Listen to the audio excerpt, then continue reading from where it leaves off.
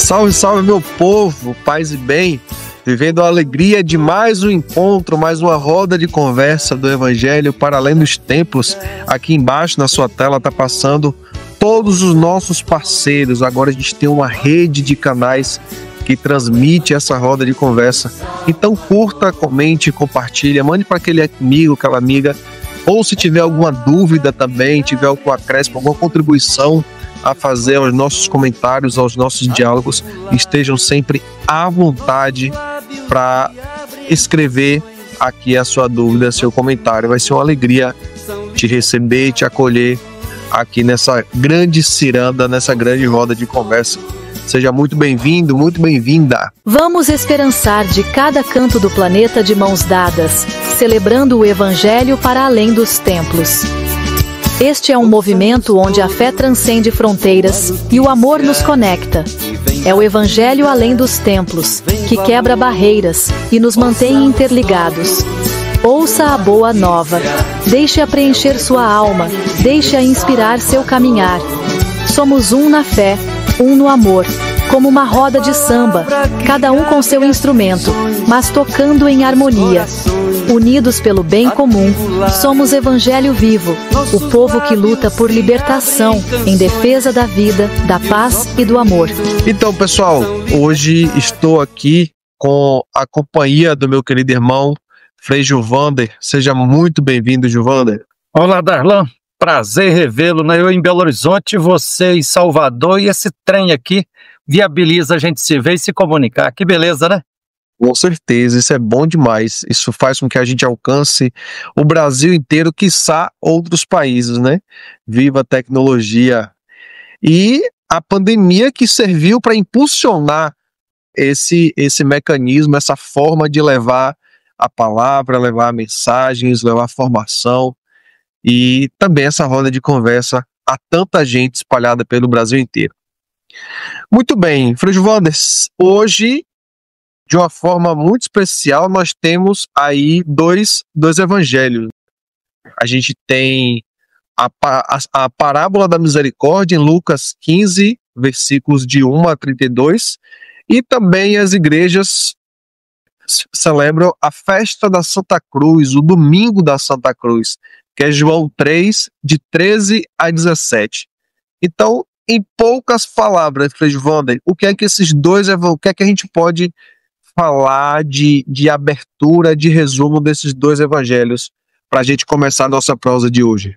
Ok, Darlan. Primeiro, sobre a festa da Santa Cruz, que a igreja propõe, celebra-se liturgicamente nesse 14 de setembro.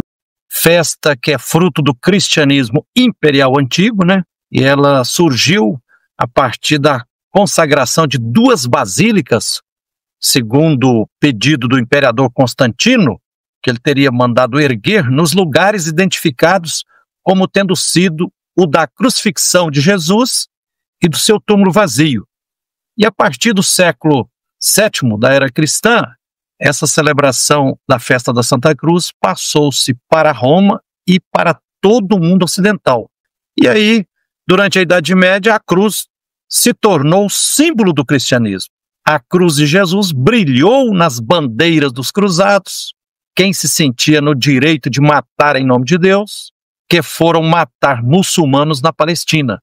E a gente tem que perguntar, né? Quem disse que os cruzados eram mais humanos que os muçulmanos? No século XIII, com a cruz nas mãos, católicos perseguiram e mataram cristãos considerados hereges na França e na Itália. Durante a Segunda Guerra quase mundial, né, na Europa, o regime nazista usou a cruz suástica como símbolo de seu poder.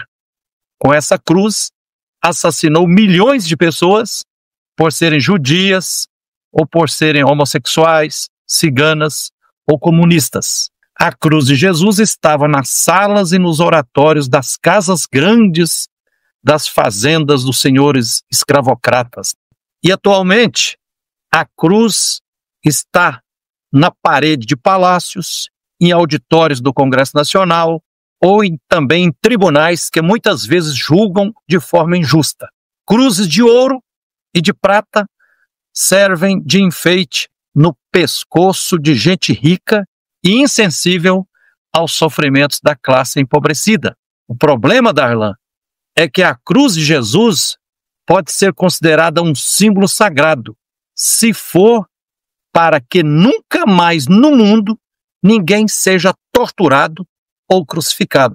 Chegou a se ensinar que na cruz Jesus teria pagado ao Pai a dívida da humanidade pecadora, uma visão horrorosa de Deus, como se Deus fosse sádico e cruel e oferecesse seu filho para de forma mecânica salvar a humanidade, né? Esse modo de devoção à Santa Cruz separa a cruz de Jesus da cruz de todos os oprimidos e da cruz que sofre a Mãe Terra explorada e maltratada. Não nos ensina a contemplar a cruz de Jesus na vida nossa de cada dia como missão de doação para transformar o mundo. No Evangelho de João, capítulo 3, versículos de 13 a 17, a gente vê lá, a partir do livro de Números, na Bíblia, diz que Moisés, no deserto, levantou uma serpente de bronze. É um ídolo cananeu, né? Mas significava o compromisso de Deus com a cura das doenças e epidemias de pele que o povo contraía no deserto.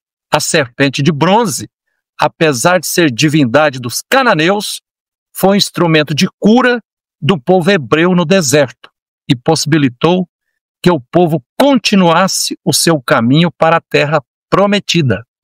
Assim devemos ver a cruz de Jesus.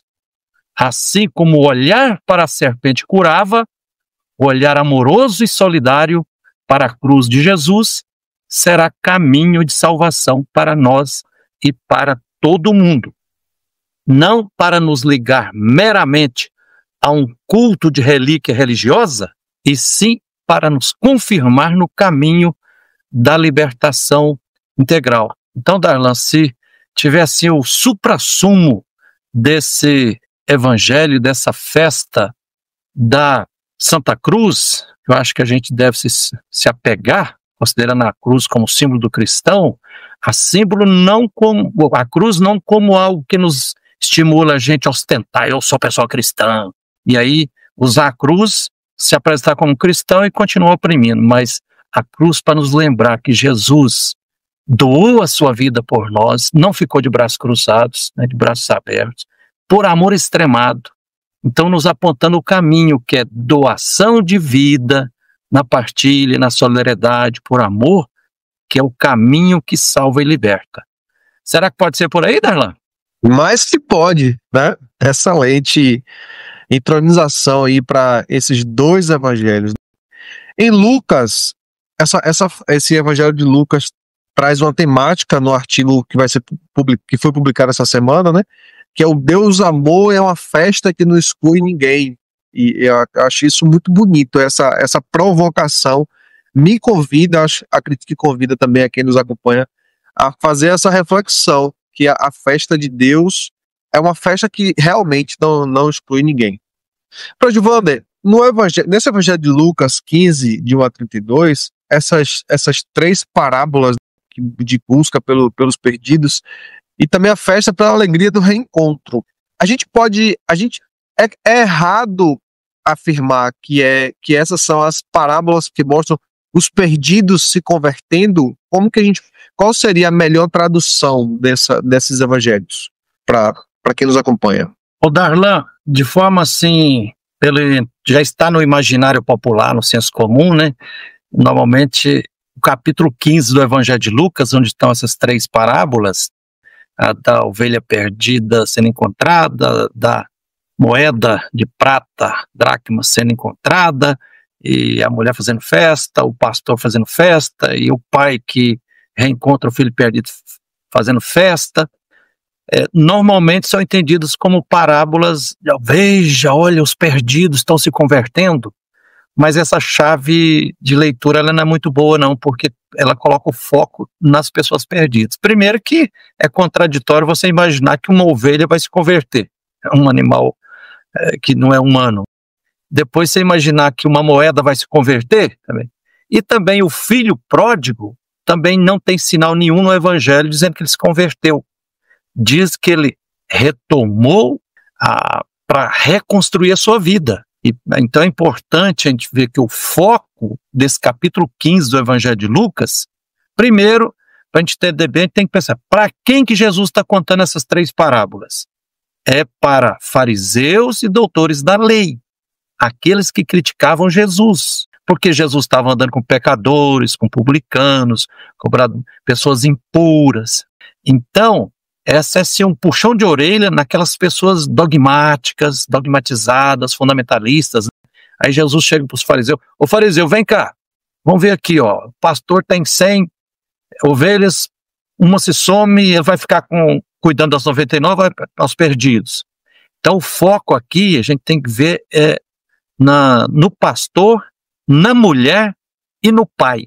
E aí é bonito a gente perceber que vai mostrar assim que a compaixão e misericórdia de Deus mostra o pastor, a mulher e o pai buscam, procuram, eles vão ter uma empatia, eles organizam a vida a partir do outro e daquele outro que está ou perdido, ou distante, ou ameaçado, e busca, procura. E quando procura, irrompe uma alegria. No Evangelho repete várias vezes, e ficaram felizes, e chamou os amigos e vizinhos: venham celebrar comigo, vamos fazer festa. Então uma característica assim vai mostrar um Deus que é compaixão, misericordioso, mas é um Deus alegre, é um Deus da felicidade. Parece que Deus está soltando a gandaia. Me lembra muito esse capítulo 15, aquele filme sobre Deus brasileiro, né? Deus de férias e rodando, encontrando o povo do Nordeste, Deus dançando forró, Deus no meio dos indígenas, Deus que procura um padre aí em Salvador, aí o padre bate a porta da igreja na cara de Deus. Então, isso aqui é o principal. Aqui vai mostrar que, por exemplo, o mais perdido não é o filho jovem que pediu herança para partir. Ele já era jovem e daquela época ele tinha o direito, se quisesse pedir a herança, e tocar a vida de cabeça erguida, buscar autonomia, para estar fazendo a coisa correta. Agora, mais perdido que o jovem, 1000 vezes mais perdido, está o filho turrão, o que ficou, e aquele que nem mais reconhecia. Esse teu filho, já não reconhecia como meu filho. Então, essas 3 parábolas, chamadas parábolas da misericórdia do capítulo 15 de Lucas, é para nos mostrar a beleza e a maravilha da gente entender Deus como sumamente amoroso, compassivo, misericordioso. Deus não é aquele Deus rancoroso, julgador, que está distante, ameaçador, cruel. Então todas as pessoas, sejam leigos ou líderes ou chefes religiosos que ficam usando textos bíblicos para dizer: olha, cuidado que isso é pecado, Deus vai te punir, Deus vai te castigar, você tem que se converter, é uma idolatria que se faz de Deus. Aqui mostra um Deus humano, quer transformar a vida, e a vida em festa, né? Festa para todos, né? Por exemplo, a partir desse evangelho, Darlan, a gente vê, por exemplo, como aquele filho mais velho, tem gente hoje que se diz profundamente cristã, mas é pessoa que é favorável à pena de morte, que está aí idolatrando o Estado de Israel como se os judeus fossem cristãos, apoiando aquele genocídio lá em cima do povo palestino.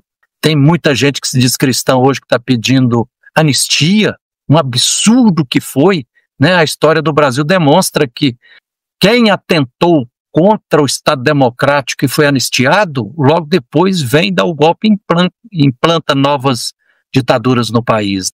Então, esse Evangelho capítulo 15, ele mostra para nós uma versão de um Deus que é sumamente amoroso, não é aquele Deus rancoroso. E aí isso me faz lembrar de Martinho Lutero, né, o reformador da igreja, que afirmava: Deus prefere a blasfêmia do ímpio, que é justo, do que o aleluia do injusto. É um pouco por aí, Darlan. Maravilha. Quanto aprendizado e como a gente se dá conta do quanto a Bíblia é atual, né? Quanto que ela fala dentro dos nossos contextos. Eu sempre gosto de frisar, tanto aqui como na minha comunidade de oração, eu digo assim: o Evangelho, se a gente ler hoje e voltar a ler amanhã, ele já se renova. Ele traz um novo significado, né? E isso é muito interessante.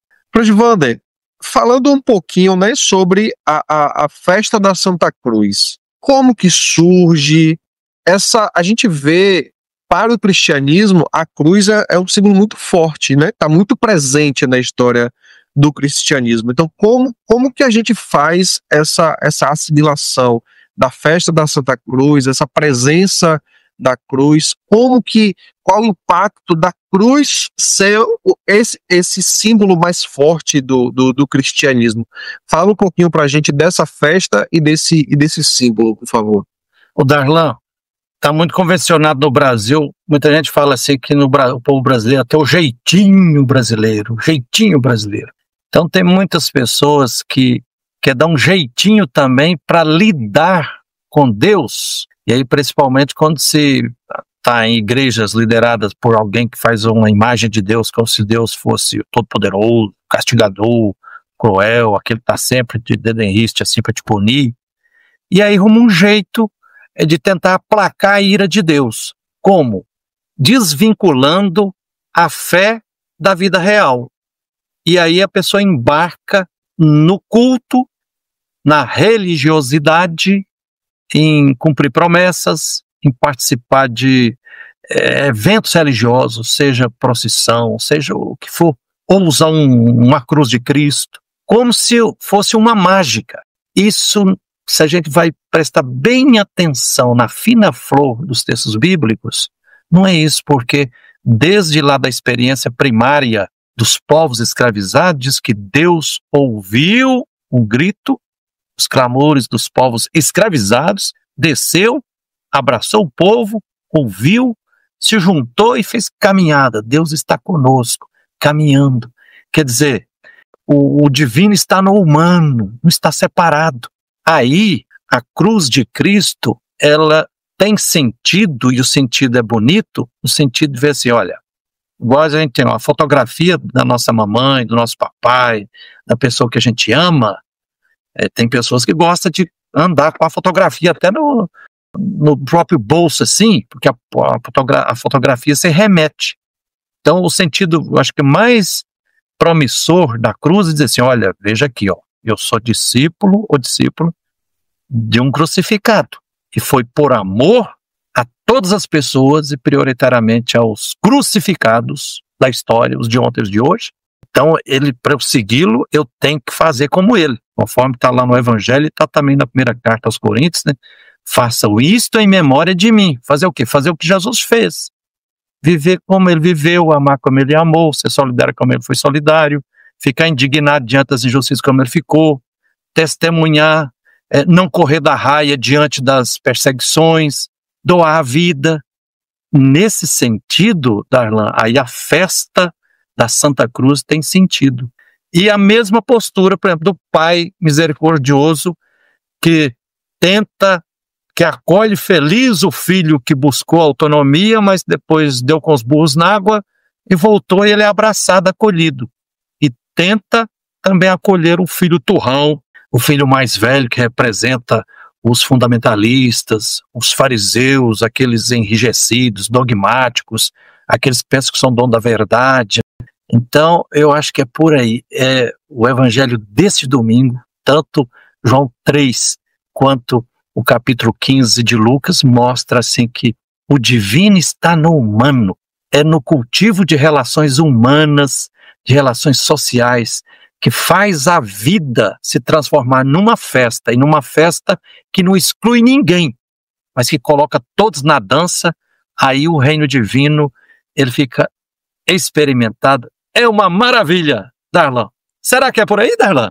Eu acredito nisso piamente, Prodivander. Inclusive, há poucos dias, né, eu estava gravando com o Marcelo, e eu falava para ele do quanto a minha fé ficou mais viva quando eu entendi Deus enquanto humano, quando eu entendi Jesus enquanto humano. Entender a humanidade dele faz com que a gente se sinta mais próximo. E aí, quando você traz essa ideia da humanidade de Deus e da divindade do homem, esse paradoxo, essa troca, essa sinergia faz com que a gente tenha uma percepção melhor Claro que provavelmente muita coisa a gente ainda vai aprender, vai entender ao longo do tempo, né? Muita coisa ainda a gente pode melhorar enquanto ser humano e melhorar também na nossa fé.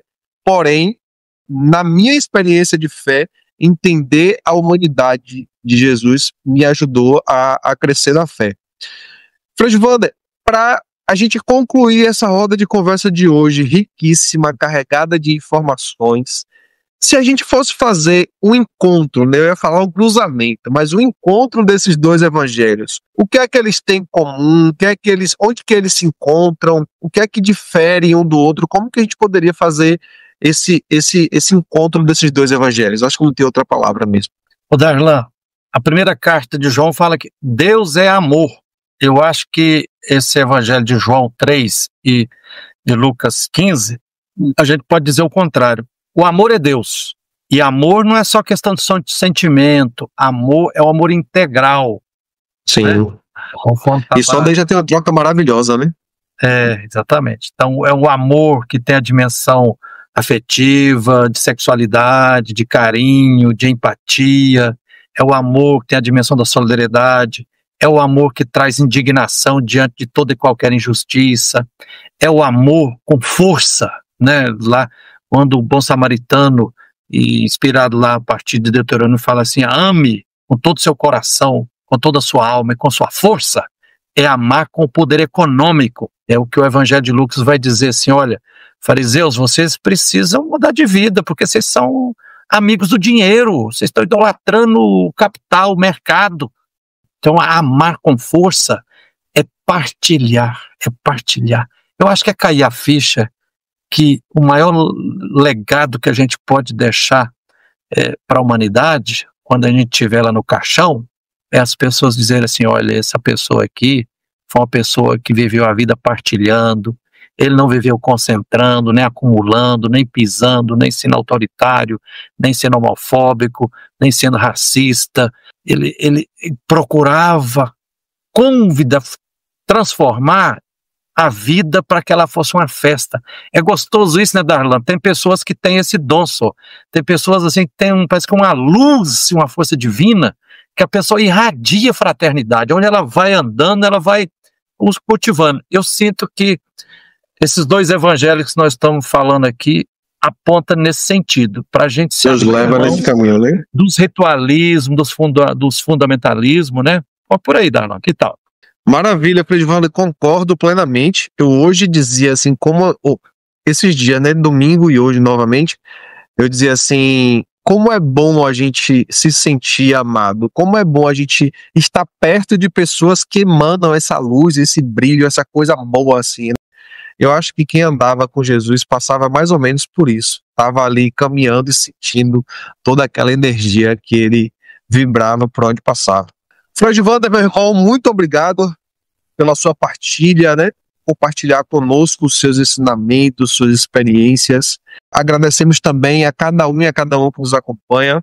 A gente se despede dessa roda de conversa hoje de uma forma muito especial, ouvindo Baião das Comunidades, do nosso querido parceiro e companheiro Zé Vicente e irmão de caminhada.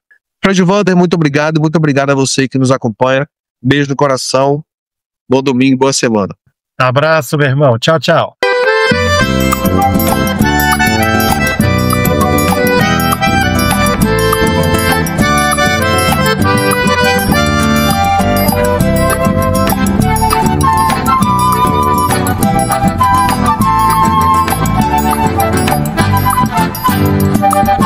Somos gente nova vivendo a união, somos povo semente de nova nação. Somos gente nova vivendo o amor, somos comunidades, povo do Senhor. Vou convidar os meus irmãos trabalhadores, operários, lavradores, escateiros e outros mais. E juntos vamos celebrar a confiança, nossa luta na esperança de ter terra, pão e paz. Vamos chamar os índios que ainda resistem, as tribos que ainda insistem no direito de viver. E juntos vamos, reunidos na memória, celebrar uma vitória que vai ter que acontecer. Somos gente nova vivendo a união, somos povo semente de nova nação. Somos gente nova vivendo o amor, somos comunidades, povo do Senhor. Convido os negros, irmãos do sangue na sina, seu gingado nos ensina a dança da redenção. De braços dados no terreiro da irmandade, vamos sambar de verdade enquanto chega a razão. Vamos chamar Oneide, Rosa, Ana e Maria, a mulher que noite e dia luta e faz nascer o amor. E reunidas no altar da liberdade, vamos cantar de verdade, vamos pisar sobre a dor. Somos gente nova vivendo a união, somos povo semente de nova nação. Somos gente nova vivendo o amor, somos comunidades, povo do Senhor. Vou convidar a criançada e a juventude, tocadores me ajudem, vamos cantar por aí. O nosso canto vai encher todo o país, velho vai dançar feliz, quem chorou vai ter que rir. Desempregados, pescadores desprezados e os marginalizados, venham todos se ajuntar. A nossa marcha pra nova sociedade, quem nos ama de verdade pode vir nenhum lugar. Somos gente nova vivendo a união, somos povo semente de nova nação. Somos gente nova vivendo o amor, somos comunidades, povo do Senhor. Laia, laia.